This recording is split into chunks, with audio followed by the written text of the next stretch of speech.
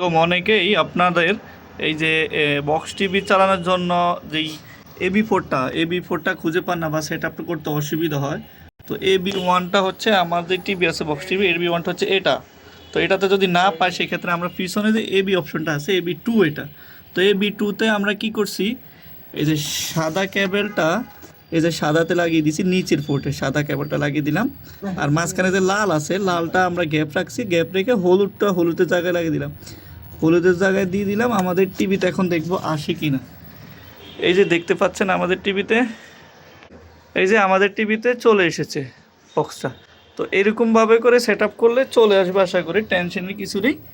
হ্যাঁ, এই যে চলে আসছে। আবার একটু দেখাচ্ছি, যদি এখানে আমি যদি হলুদে, লালের জায়গায় হলুদে দেই সমস্যা নাই, বা অনেক সময় এগুলো কালারের অপশানটা চেঞ্জ করা থাকে, হ্যাঁ, অডিও ভিডিও।